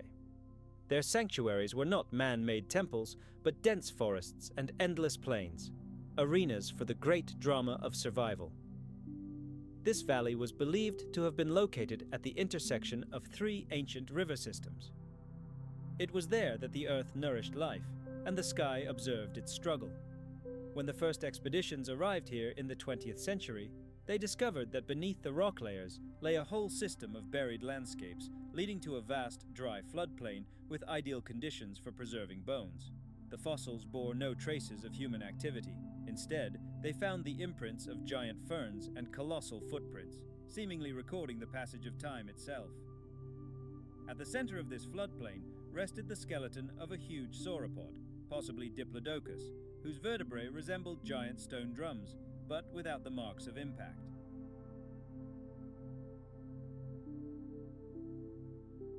Instruments demonstrated that the bones of these giants could resonate with the slightest seismic vibrations, emitting infrasound, a frequency undetectable to the human ear but felt by the body as a deep vibration.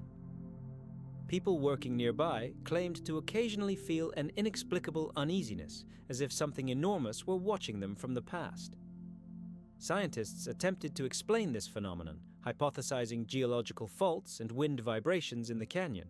However, none of these theories has clarified the mystery of such an incredible concentration of remains.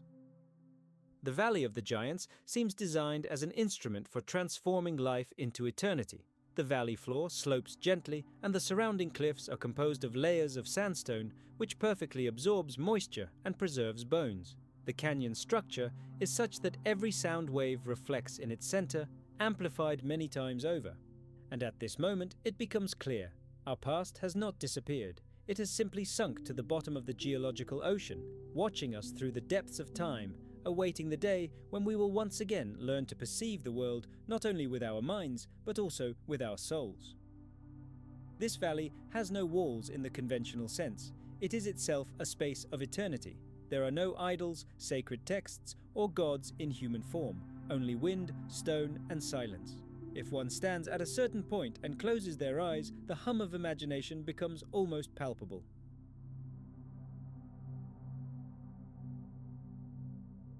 It fills the chest and the air around, creating the sensation that the valley itself breathes the echoes of bygone eras. Standing in the midst of this Titan graveyard, amid the rustle of the wind and the rumble of the earth, it becomes clear. Perhaps ancient life knew something we have long since lost. Survival isn't just an instinct, but the ability to feel the entire world breathing with you. Scientists working in nearby camps insist this place cannot be viewed as mere ruins. They believe the ancient world is not destroyed, but merely dormant. Giants once spoke to each other in the language of infrasound, but having lost their world, they fell silent. Since then, the valley has waited for someone to hear its voice again. Explorers who spent the night nearby reported a strange feeling of pressure on the chest, as if an invisible wave were penetrating the body. At night, especially in the colder months, fog rises above the valley, and a strange low hum seems to be heard within it. Some even claim to see a faint phosphorescent glow on the bones, as if death itself were still breathing here. Interest in the Valley of the Giants has grown significantly in recent decades. Several expeditions attempted to conduct 3D scanning of the subsurface layers. However, the equipment malfunctioned. Ground-penetrating radars lost their signals, and the images they produced were blurred, as if an invisible force were interfering with the process.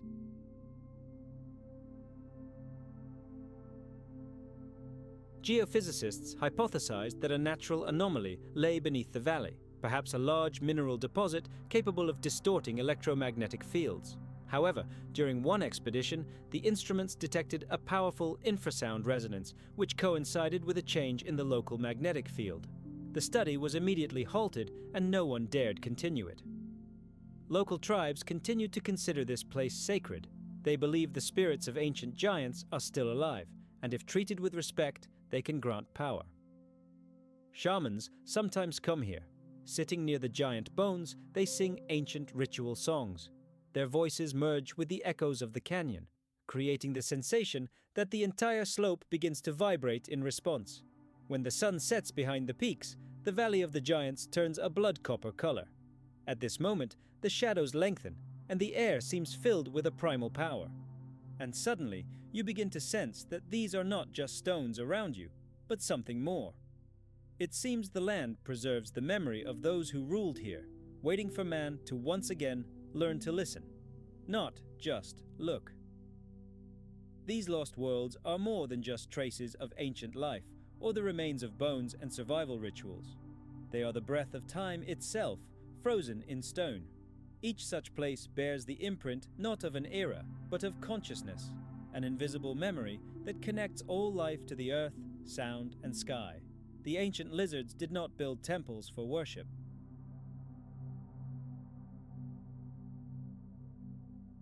They themselves were temples of life, to remind us that the divine has always been within nature itself. Some of these worlds are buried underwater, others deep in rock. Yet they all sound the same, slow and steady, like the heart of the planet, which continues to beat even when we forget it. Perhaps this is their secret. That is precisely why this world is still alive, for it is made not of stone, but of breath, where bone turns to silence and silence becomes eternity.